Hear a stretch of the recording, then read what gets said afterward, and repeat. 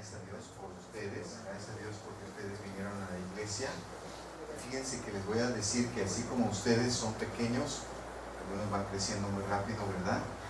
Algunos de ustedes son chiquititos, así, bueno, así fue también el Señor Jesús. El Señor Jesús también fue pequeñito, así como ustedes, niñito. Y Él también aprendió a caminar, aprendió a hablar, aprendió todo. Aprendió a decir las palabras, por ejemplo, Dios aprendió esa palabra, ¿verdad? Cuando Jesús nació no lo sabía ya todo. No sabía, ya cuando era un bebito chiquitito no daba el sermón del monte así todo de memoria, sino que lo fue aprendiendo. ¿Y saben de quién lo aprendió? Su padre. De su padre y también de su madre, exactamente. O sea que la mamá fue muy importante. La mamá de Jesús se llamaba María. Y de la mamá de Jesús, de María, Jesús aprendió pues todo el amor a Dios, aprendió a hablar, yo me imagino a Jesús aprendiendo a caminar los primeros pasitos, ¿verdad? Tomado de la mano de María. Y bueno, cómo él aprendía cómo amar a Dios gracias a su madre y también a José, el esposo de su madre. Entonces ella dijo una frase que vamos a aprender nosotros. Y la frase que ella dijo fue: he aquí la sierva del Señor. He aquí la sierva del Señor. O la sierva quiere decir la esclava. La esclava. He aquí la esclava del Señor. ¿Verdad? Vamos a aprendernos esa frase que fue lo que dijo la Virgen María: he aquí la sierva del Señor. Y así nosotros también busquemos cómo ser también siervos de Dios. ¿De acuerdo? Bueno, sé que ustedes me entendieron muy bien. Vamos a hacer oración para que puedan pasar. Vamos a orar. Querido Dios, te damos gracias por el Señor Jesús. Y cuando Él era pequeño, cómo lo criaron sus padres. Te damos gracias por tu amor. Y también queremos ser siervos tuyos, igual que María. Amén. Pueden pasar.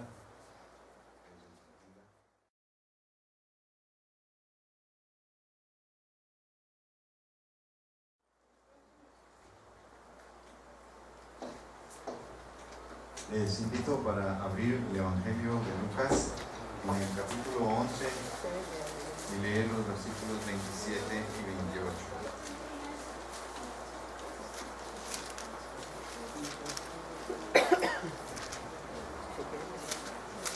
Me gustaría aprovechar también esta oportunidad antes de hacer la lectura bíblica para decir que estamos comenzando un curso interesante acerca de encuentros de Jesús con diferentes mujeres de la Biblia, mujeres del Evangelio, y vamos a comenzar la próxima semana a las 10 de la mañana, el domingo, ¿verdad? Vamos a comenzar con una película, entonces les invito para que no nos perdamos este curso interesantísimo y también que traerá mucha bendición a nuestra vida. El Señor Jesús encontrándose con diferentes personas. El curso está especialmente seleccionado para encuentros de Jesús con diferentes mujeres en el Evangelio, pero ahí estamos representados todos los seres humanos, hombres y mujeres. Muy bien, entonces es Lucas capítulo 11 ¿y a qué horas les dije? ¿A qué horas? 10. A las 10. ¿Y cuándo? El domingo. El próximo domingo. Ok. Nada más quería saber si había dado esa información. Muy bien, dice Lucas capítulo 11, el Evangelio de Lucas capítulo 11, versículos 27 y 28. Si ustedes hacen favor de leerlo al unísono, se los agradezco. Dice así la palabra de Dios. Mientras él decía estas cosas, una mujer de entre la multitud levantó la voz y le dijo: bienaventurado el vientre que te trajo y los senos que mamaste. Y él dijo: antes, bienaventurados los que oyen la palabra de Dios y la guardan.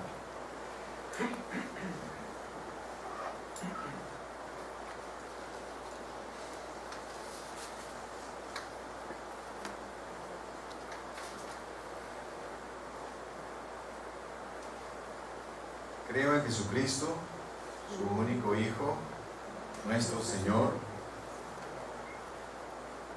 Fue concebido por obra del Espíritu Santo y nació de la Virgen María. Es lo que vamos a reflexionar hoy. Esta pequeña frase, esta pequeña oración del credo que dice que Jesús nació de la Virgen María. Y les voy a guiar al capítulo 4 de Gálatas para leer ahí versículos 4 y 5, que dice así: pero cuando se cumplió el plazo, esto es en la Nueva Versión Internacional, cuando se cumplió el plazo, en la versión Reina Valera dice, venido el cumplimiento del tiempo, y me encanta como dice en la versión la palabra, se lo voy a leer, Gálatas 4, 4 dice así: pero al llegar el momento cumbre de la historia, lindo, ¿verdad? Al llegar el momento cumbre de la historia, Dios envió a su Hijo, nacido de una mujer, María, y nacido bajo la ley, para rescatar a los que estaban bajo la ley, a fin de que fuéramos adoptados como hijos. Amén. Dios vino a nosotros en una forma concreta, ¿verdad? En carne y hueso, en Jesús de Nazaret. Este hombre, Jesús de Nazaret, perteneció a una situación, a un momento histórico.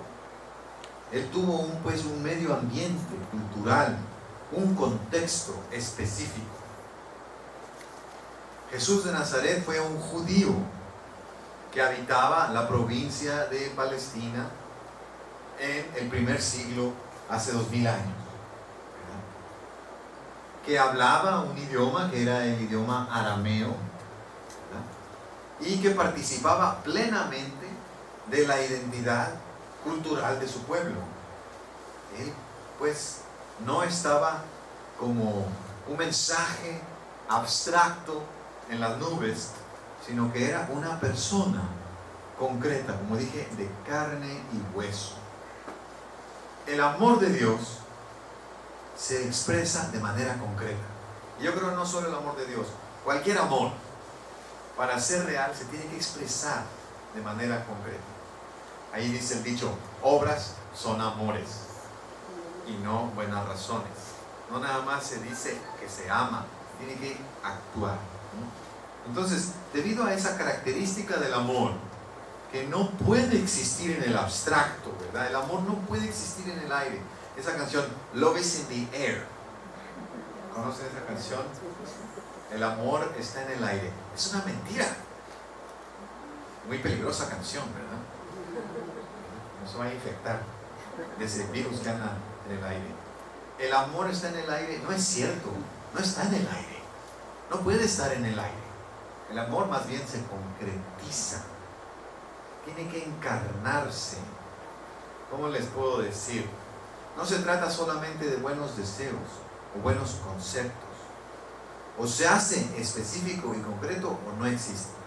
Es como cuando alguien dice: yo amo a toda la humanidad. El problema es la gente. Amo a toda la humanidad, pero no me gusta la gente, ¿verdad? ¿Cómo es eso? Amar a la humanidad así como en abstracto, ¿verdad? Como en el aire, en las nubes. Y luego cuando uno se topa así con la cuñada, con la vecina, ¿verdad? Con la suegra, ¿verdad? Ay, es una persona concreta. ¿Amas a la humanidad? No dijiste: amo a toda la humanidad. Y esta persona con la que vives, convives, ahí bajo el mismo techo, o en la misma cuadra, o en el barrio. Bueno, por eso este renglón del credo el credo de los apóstoles, complementa al anterior. ¿Te acuerdas el domingo pasado? Hablábamos del carácter único de la intervención de Dios en la historia. Fue concebido por obra del Espíritu Santo. O sea, Dios intervino en la historia humana. Esta acción directa del Espíritu Santo hizo que Jesús fuera concebido. No fue concebido de padre humano.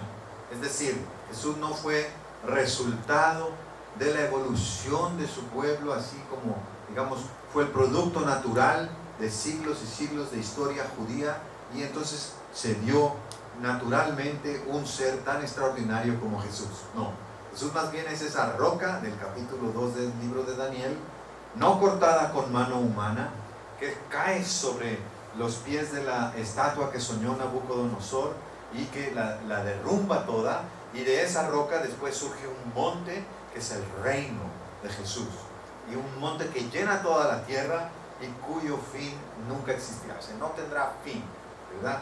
Ese es el poder de Jesús. Entonces quiere decir, de Dios vino la iniciativa de intervenir en la historia, y por eso dijimos el domingo pasado, Jesús fue la acción directa del Espíritu Santo. Pero ahora afirmamos que esa intervención de Dios ocurrió en un tiempo y en una situación concreta. Eso es lo que hace la gran diferencia entre el cristianismo y cualquier otra religión de la antigüedad, que son mitologías. Las religiones antiguas son mitologías. ¿Qué quiere decir mitologías? Que se habla de los dioses que hicieron tales cosas, pero no se dice cuándo. Son como el sol de la negra, que a todos le dices que sí, pero no les dices cuándo, ¿verdad? Bueno, las mitologías son así. Hablan de Apolo que hizo aquello, que Hércules que hizo aquello, relatan toda clase de cuentos sobre los dioses, pero no dicen cuándo, en dónde, ¿verdad? ¿Con quién?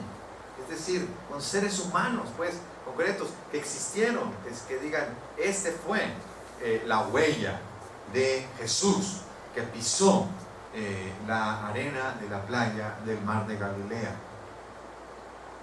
Por eso complementa, este renglón complementa el anterior.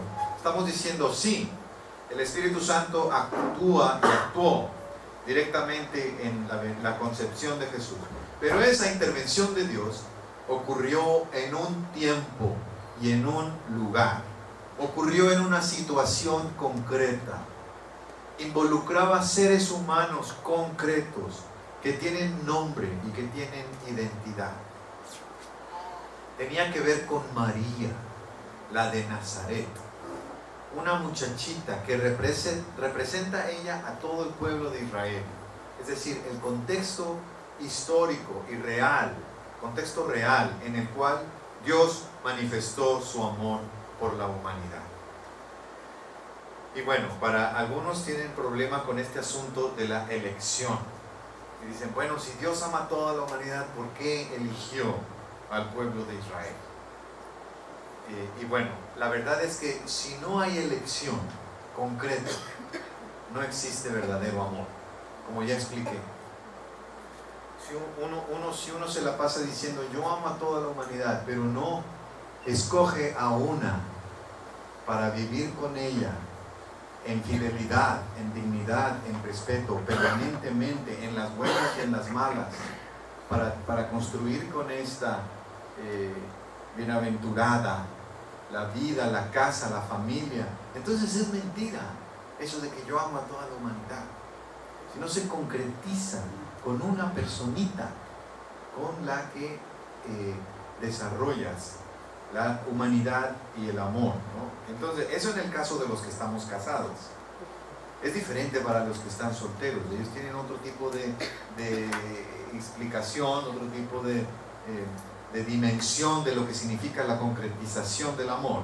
Pero también, por ejemplo, encuentran que se concretiza el amor, si no en una pareja conyugal, sí, por ejemplo, en una relación concreta, no sé, con un padre, con un progenitor, con algún hijo, con alguna hermana, con alguna tía, ¿verdad? Se concretiza. Si no se concretiza el amor, No es cierto que hay amor. Por eso, Dios elige a Israel para demostrar que ama a toda la humanidad. Porque por medio de esa elección de Israel ha venido Cristo. Y María representa a Israel. Por medio de María viene Cristo para amar, ahora sí, a toda la humanidad. Eso es así, ¿verdad? Como ya dije, porque para ser verdadero, el amor tiene que concretizarse en un objeto específico. Como Dios ama a todos, para probar que ama a todos, se encarnó en medio de la cultura judía de hace 2000 años. Tuvo madre humana. De seguro, Jesús bebió leche materna, recibió los cuidados, igual que todos los bebés humanos. Aprendió a dar sus primeros pasitos de la mano de su madre y balbuceó sus primeras palabras, imitando los sonidos que su madre le enseñaba. Ahora, aquí es necesario aclarar que el credo no dice, creo en la Virgen María. ¿Se fijan? Así como tampoco incluye el credo de los apóstoles ninguna otra doctrina en relación al culto a María. El culto que a través de los siglos se ha desarrollado alrededor de la figura de María, que consiste en esos 4 dogmas: la virginidad perpetua, la inmaculada concepción, la asunción y la corredención. Estas doctrinas no están en el credo. No se dice ahí que creemos en la Virgen María. Creemos que Jesús nació de la Virgen María. Es decir, el sujeto del credo no es la Virgen María, sino Jesucristo. El sujeto de esta oración del que nació es Jesucristo, no la Virgen. María hace su aparición en el credo porque es el instrumento escogido por Dios para que el amor de Dios se concretice para toda la humanidad. El instrumento para que el amor de Dios se encarne verdaderamente. El instrumento para que comparta Dios con nosotros la experiencia humana. Que comparta Dios lo que significa que te truenan los huesos. Que comparta Dios lo que significa que tengas hambre. Que comparta Dios lo que significa vivir como seres humanos, con todos sus gozos y con todos sus padecimientos. Por alguna razón, ¿verdad?, extraña a nosotros de los seres humanos, nuestra tendencia, ¿verdad?, ha sido poner más énfasis en el instrumento que Dios utilizó y más que en el mensaje que Dios mandó. Fíjense, la palabra de Dios ha venido a nosotros, es Jesucristo el Señor. Pero mucha gente se queda nada más diciendo que vino por medio de María y se quedan como ciclados en la persona de María, en lugar de darse cuenta que María fue un instrumento, un medio por el cual vino Jesucristo.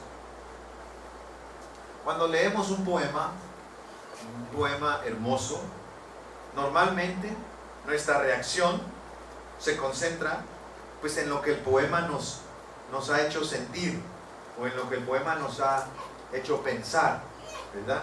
Decimos, qué bonito, este poema me hizo pensar esto, a lo mejor me enamoró más, a lo mejor este poema me abrió los ojos a algo. Fue un efecto que causó este poema en mis sentimientos y en mis pensamientos. Pero nadie en su justo juicio, en su sano juicio, se va a poner a decir, ¿qué lápiz tan perfecto utilizó el poeta para escribir este poema? ¿Verdad? Nadie va a decir, bueno, seguramente fue de la marca tal, ¿verdad?, un lápiz o una pluma admirable. Nadie se detiene a admirar el instrumento que el poeta utilizó. Si Dios nos está hablando directamente por medio de Jesucristo, nuestra tendencia humana ha sido más bien examinar los pormenores del proceso utilizado por Dios para hablarnos. O sea, estamos viendo qué tan redonda es la O. O sea, es una forma de torear, de darle la vuelta, de esquivar la palabra que viene con toda su carga hacia nuestra vida. Y en lugar de dar la cara a la palabra y enfrentarse a Jesús, decir, Jesús me está diciendo que lo siga, Jesús me está diciendo que sea el rey en mi vida, Jesús me está diciendo que yo lo ponga en primer lugar en mi vida. Y en lugar de enfrentar esa palabra que viene de Dios por medio de Jesús, nos ponemos a decir, sí, pero vino de la Virgen María, y a la Virgen María pues hay que hacerle una capilla, y hay que hacerle una fiesta, y hay que tratar de, ¿verdad?, vivir según lo que María, etcétera, etcétera, etcétera. Llenamos la vida de María, en lugar de Cristo.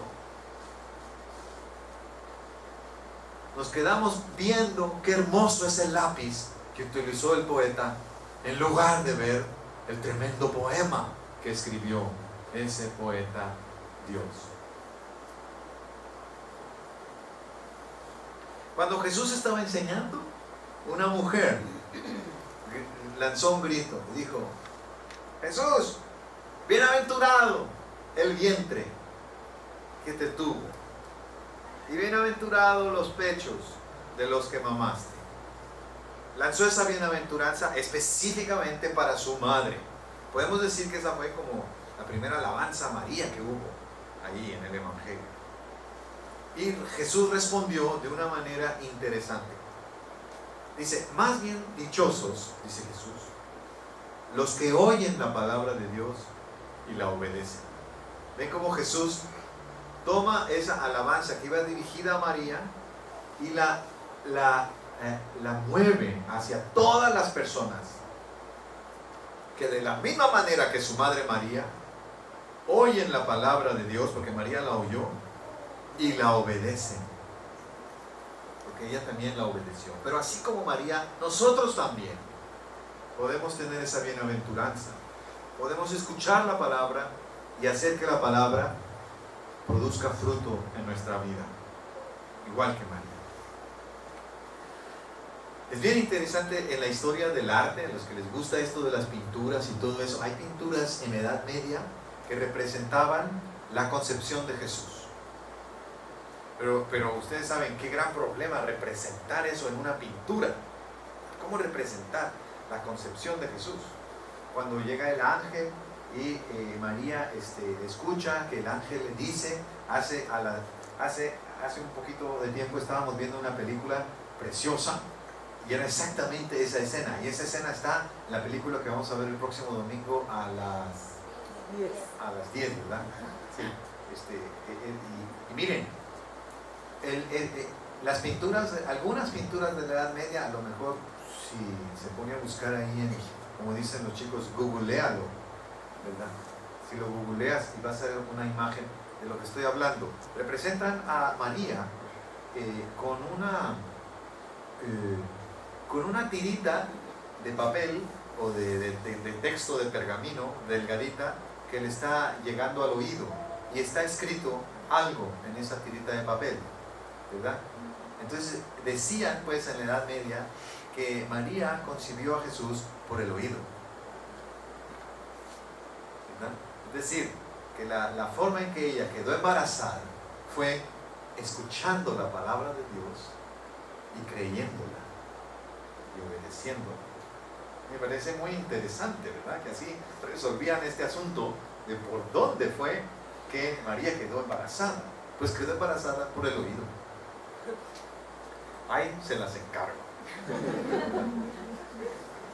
Es decir, bienaventurados los que como ella oímos, y por el oído somos impregnados de la palabra de Dios. Por el oído escuchamos que Jesús nos dice, tus pecados quedan perdonados. Vete y no peques más. Por el oído escuchamos que Jesús nos dice, sígueme. Ponme en primer lugar en tu corazón y verás qué pasa. Por el oído escuchamos que Jesús nos dice: tú eres mi hijo amado, tú eres mi hija amada. Igual que Jesús fue confirmado en su identidad de hijo, nos dice: ahora ya no eres esclavo, eres hijo, eres hija. Y esa palabra penetra en nuestro oído, penetra en nuestro corazón y produce mucho fruto. Produce mucho fruto, empieza a haber cambios. Si la creemos la palabra y si la obedecemos, o sea, la ponemos en práctica. He aquí la esclava del Señor, he aquí la sierva del Señor, dijo María, que Él haga conmigo como me has dicho.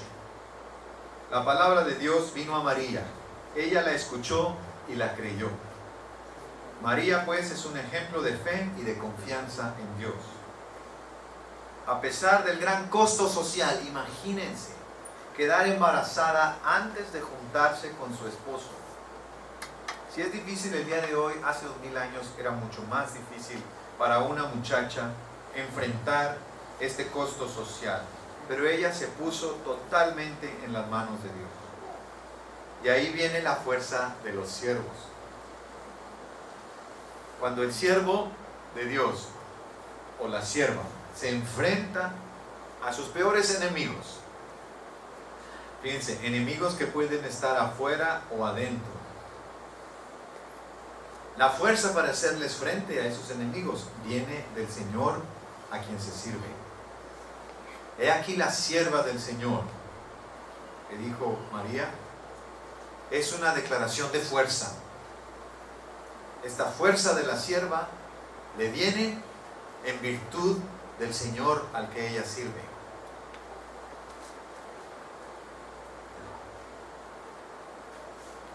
¿Ustedes se acuerdan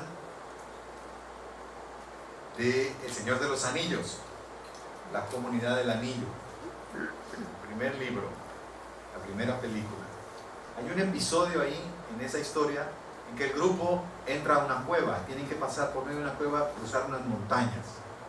Y en medio de la montaña, en medio de la cueva, de la mina, ¿verdad?, le sale un monstruo, ¿no? Y entonces el grupo, pues se ponen todos histéricos, ¿verdad? Y el líder del grupo, que se llamaba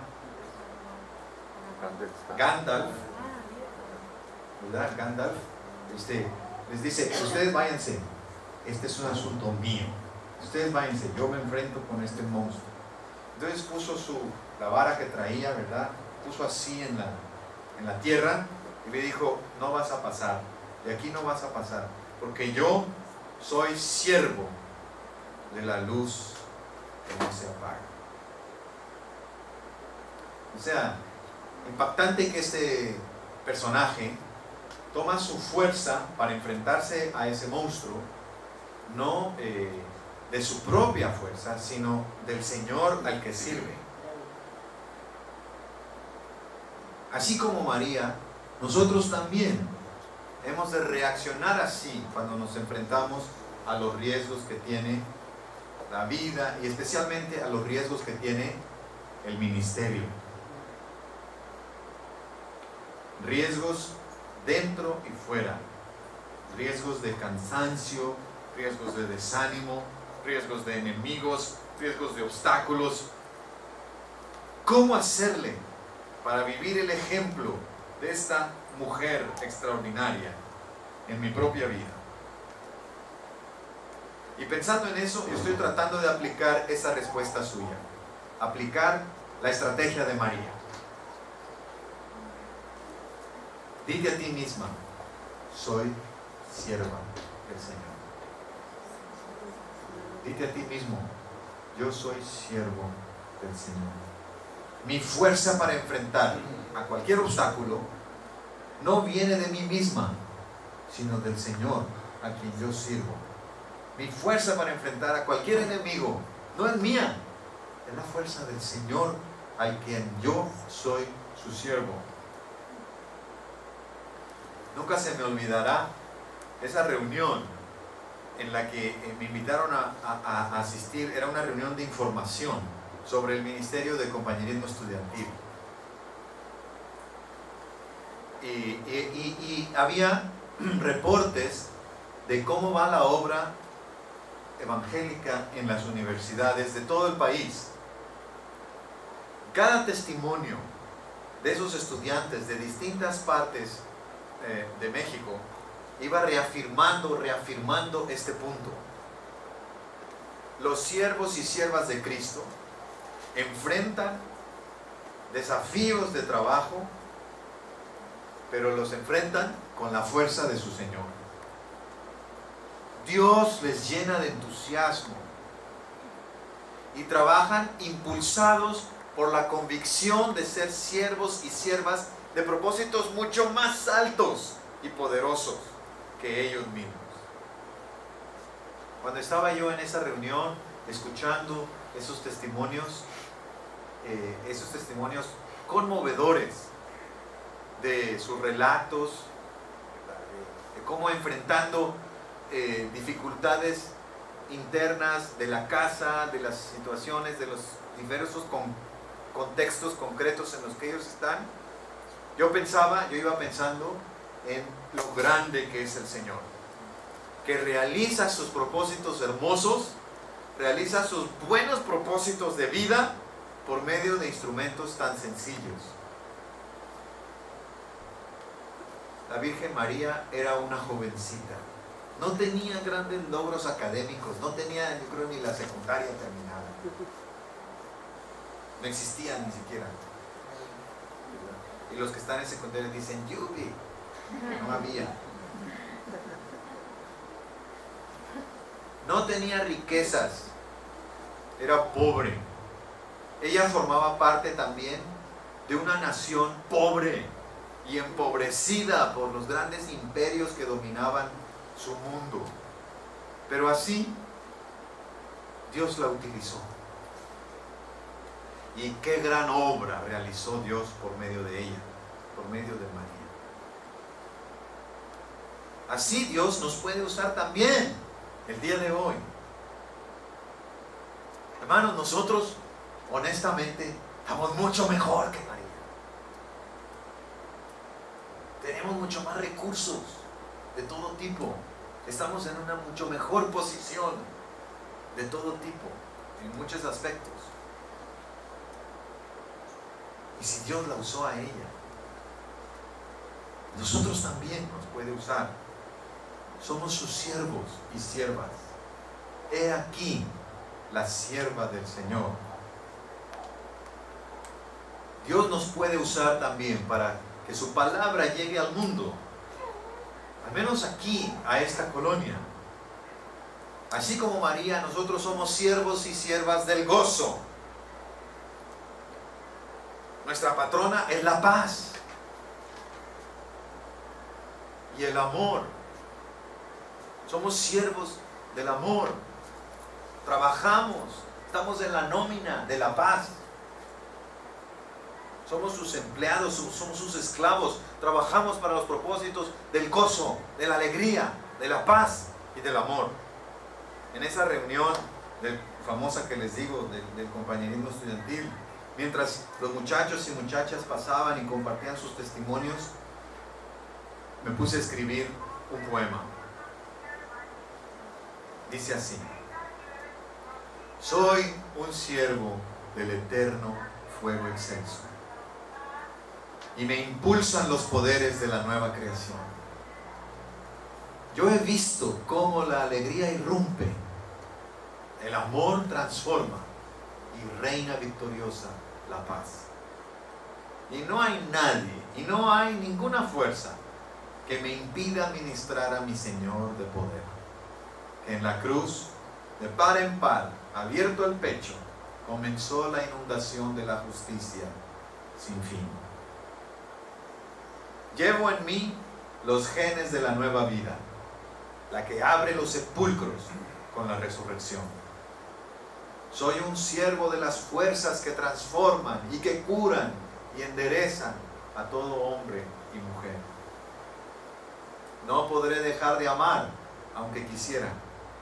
Ciertamente la misericordia me seguirá, porque soy embajador encadenado de la vida y de la gracia de Jesús, mi Señor. Soy un siervo de la luz que no se apaga. Nada puede contener ese tremendo poder.